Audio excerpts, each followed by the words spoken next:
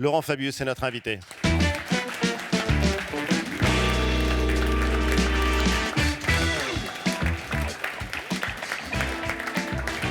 Bonjour et bienvenue.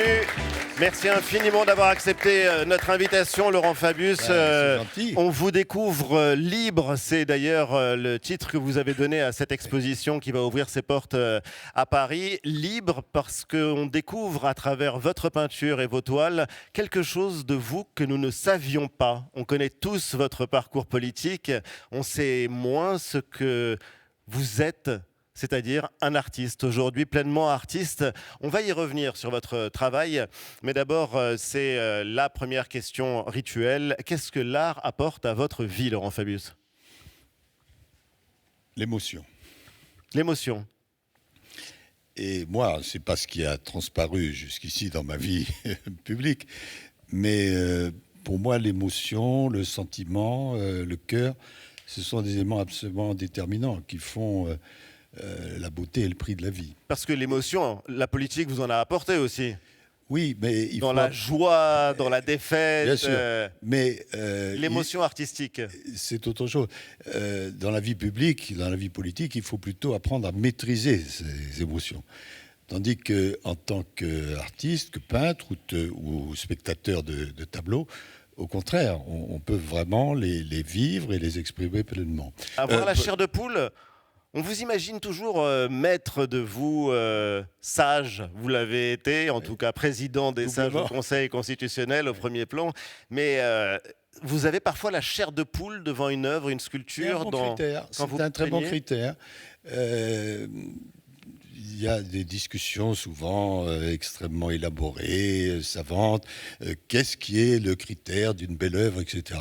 Eh bien moi, quand je fais le tour d'une galerie ou d'une salle de musée, je regarde les choses rapidement et je m'arrête vraiment devant l'œuvre qui me donne la chair de poule. Il vous est arrivé de pleurer devant une œuvre ? Je n'en ai pas le souvenir, non. Non, mais je ne suis pas un grand pleureur. Mais ça ne veut pas dire pour autant que je n'éprouve pas d'émotion. D'ailleurs, l'émotion chez moi, en fait, ça fait un peu plus de 15 ans que je peins, mais tant que j'avais des fonctions officielles, je ne voulais pas mélanger les genres. Bon, c'est une conception un peu traditionnelle, mais enfin, qui a ses mérites. Mais maintenant que je n'ai plus de fonctions officielles, j'ai décidé d'exposer. Et voilà. qu'est-ce que ça change pour vous, qui êtes resté dans l'ombre pendant 15 ans, d'aujourd'hui vous exposer sous un autre jour? Ça doit être quand même assez vertigineux, de montrer une autre facette de vous beaucoup plus sensible, beaucoup plus intime, beaucoup plus vraie aussi. Et d'ailleurs, c'est assez risqué parce que... les gens vont vous juger. Oui, mais... Alors vous avez le cuir épais puisqu'on vous a beaucoup critiqué en politique, mais Lauriane a raison, là vous allez être jugé sur d'autres critères.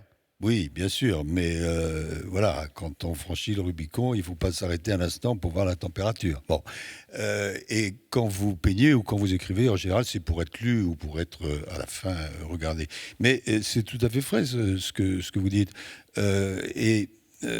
Moi, je demande simplement qu'on regarde mes toiles pour ce qu'elles sont. Alors, on va parler de vos tableaux, mais qu'est-ce qui vous a amené à peindre ? Vous avez grandi dans une famille d'artistes avec un père qui était un immense amateur d'art, qui avait une galerie...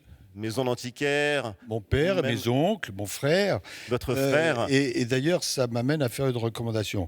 Mon père nous amenait, mon frère, ma sœur et moi, une semaine sur 2 au Louvre. Oui. Il ne faut jamais faire ça avec ses enfants. Jamais. Parce que, pourquoi ? Parce que j'ai eu ce qu'on appelle une overdose. Alors évidemment...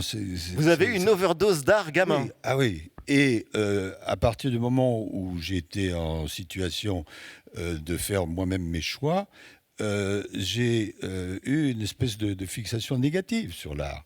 Et c'est seulement vers l'âge de 30 ans, 35 ans, alors il y a peut-être l'ADN là-dedans, je ne sais pas, que je suis revenu vers l'art et je suis devenu un passionné. Passionné pour écrire sur l'art, passionné pour regarder et puis passionné pour peindre moi-même.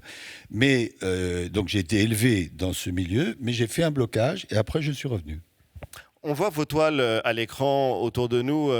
Comment est-ce que vous travaillez ? Alors, On a des images de vous d'ailleurs en train je vais de prendre peindre. Oui, ça c'est dans mon atelier à Toulouse. Et effectivement, là, je peins avec une spatule, mais je peins alors avec ce qu'on appelle de l'acrylique. Oui. Et j'aime beaucoup la matière. Donc, je peins avec des pinceaux, je peins avec des spatules, je peins avec des cailloux, je peins avec mes doigts. Ah oui, j'aime la matière. C'est étonnant, on n'imagine pas Laurent Fabius peindre avec ses doigts. C'est ou ses justement cailloux. parce qu'on n'imagine pas que c'est formidable. Mais oui, Bon, puisque vous avez dit mon exposition s'appelle Libre. votre Alors exposition libre, s'appelle Libre. parce que j'aime la liberté, mais c'est libre aussi par rapport à moi-même. Bon, il y a une grande différence entre être responsable public et être un peintre. C'est que quand vous êtes un responsable public, surtout à un haut niveau, bon, sans cesse, vous devez prendre en compte ce que pensent les autres. Bien sûr, et vous avez des responsabilités, vous oui. êtes peu libre. Vous êtes peu libre, en tout cas, ce que vous faites a une incidence. Alors, espérons-la positive, mais elle peut être négative. Donc, il faut sans cesse, dans le bon sens du terme, concilier. Bon, quand vous êtes un peintre, vous êtes un créateur. J'allais dire... Donc l'art vous a libéré. Sûrement, vous êtes un créateur. Si vous trouvez que votre tableau n'est pas satisfaisant, vous le détruisez. Ça n'a aucune incidence négative pour personne. Ça vous est déjà arrivé Oh, mais ça m'arrive souvent. de détruire des Bien tableaux? sûr, bien sûr. Ce que vous avez Pierre Soulages aussi, d'ailleurs. Ce que vous avez Pierre, beaucoup. Votre ami Pierre Soulages. Et on peut aussi pratiquer ce qu'on appelle des repentirs. Moi, je travaille comme ça. Vous me demandez comment je travaille. En général, le soir, quand je sais que le lendemain, je vais pouvoir me consacrer à la peinture, bon, j'imagine, je rêve, je pars des couleurs, Oui. et puis je m'endors. Bon.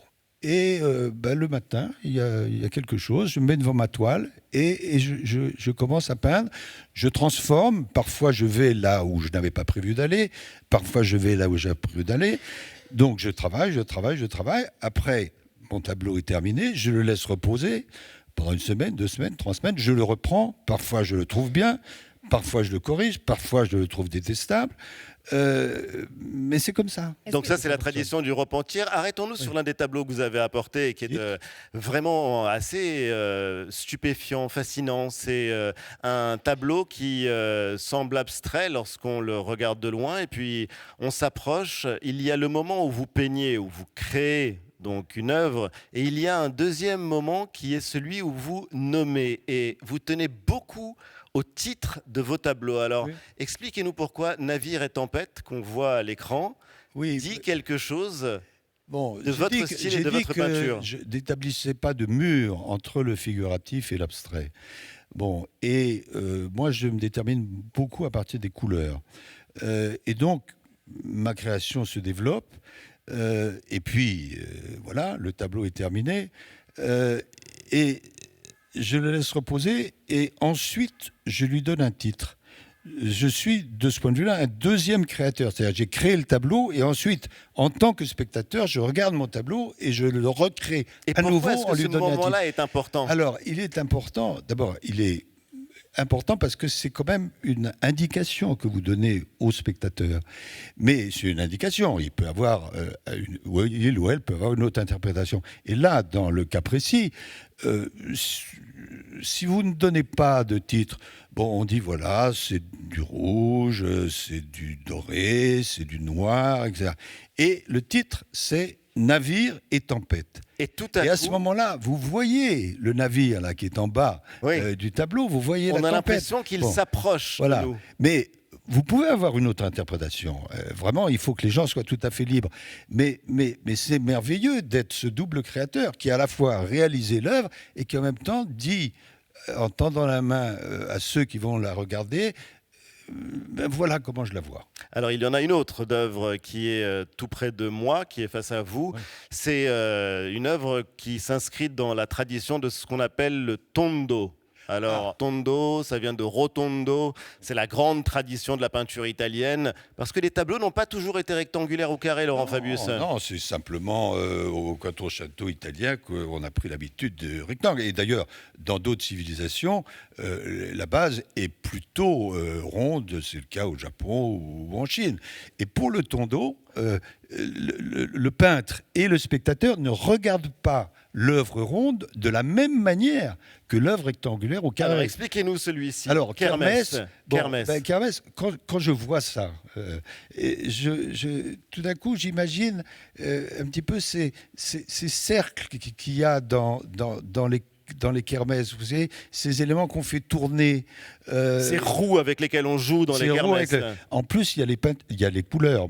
Pour moi, les couleurs sont déterminantes. Là, vous avez le jaune, le rouge, le noir, le blanc. Alors, je vous invite d'ailleurs, vous connaissez certainement ça, à lire les bouquins absolument magnifiques d'un professeur qui s'appelle Pastoureau, qui a consacré Michel Pastoureau, qui est le plus grand historien des couleurs. Magnifique. Extraordinaire. Bon. Et alors, derrière les couleurs ont des histoires.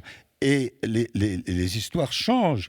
Par exemple, le jaune, c'est la tradition du pouvoir en Chine impériale. Le rouge, c'est à la fois, alors pour moi qui ai été un homme de pouvoir, c'est à la fois le pouvoir, c'est en même temps la religion, enfin c'est des choses. Oui. Et donc là, vous avez des éléments qui sont donnés par les couleurs, qui donnent le sentiment d'une kermesse. Comme c'est un ton d'eau, vous ne regardez pas nécessairement l'œuvre de gauche à droite, mais vous allez directement au centre. Et du même coup, ça donne la roue et ça donne la kermesse. Mais on voit d'ailleurs que vos tableaux, même lorsqu'ils sont carrés, ont une forme de dimension cosmique, de ce mouvement permanent qui semble agiter chacune de vos peintures. Oui, c'est tout à fait vrai. Je suis très sensible au cosmos, à la nature.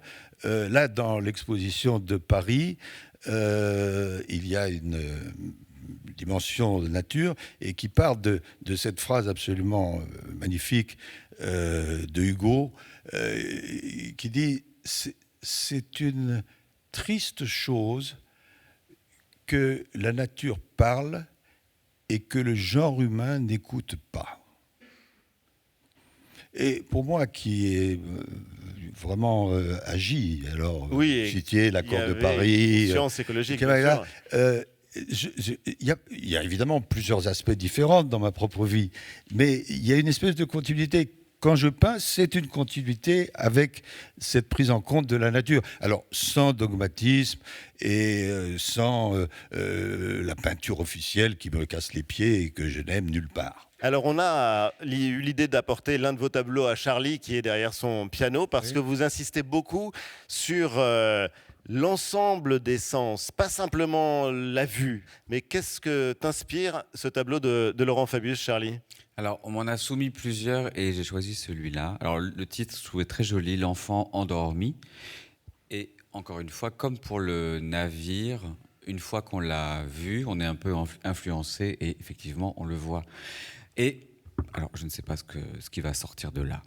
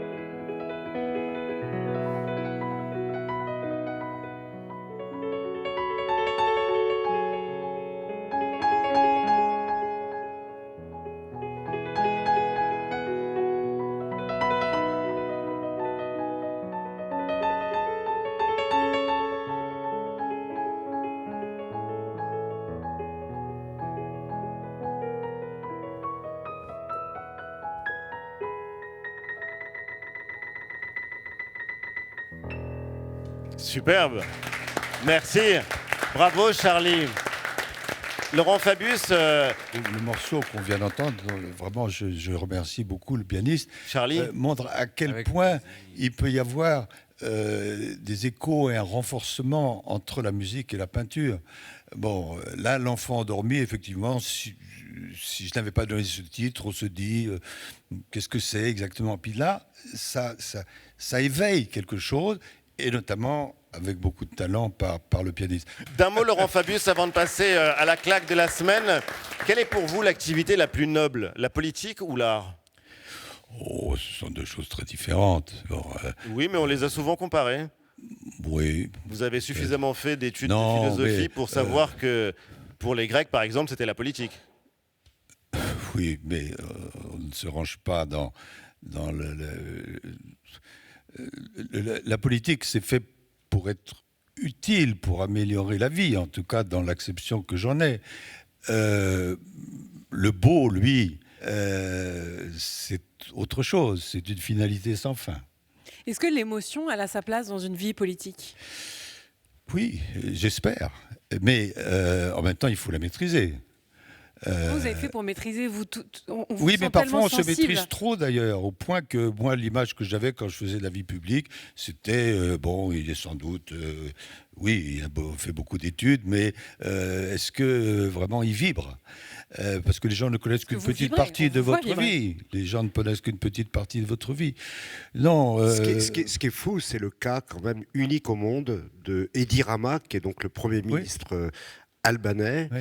et qui a commencé sa carrière comme artiste, qui est toujours un artiste, exposé dans les plus grands musées du monde, Oui. qui est devenu le maire de Tirana, et après le Premier ministre albanais depuis plus d'une dizaine d'années maintenant. Et c'est le seul exemple au monde, à ma connaissance, d'un artiste devenu homme politique majeur. Oui. Alors on va essayer de faire le chemin inverse.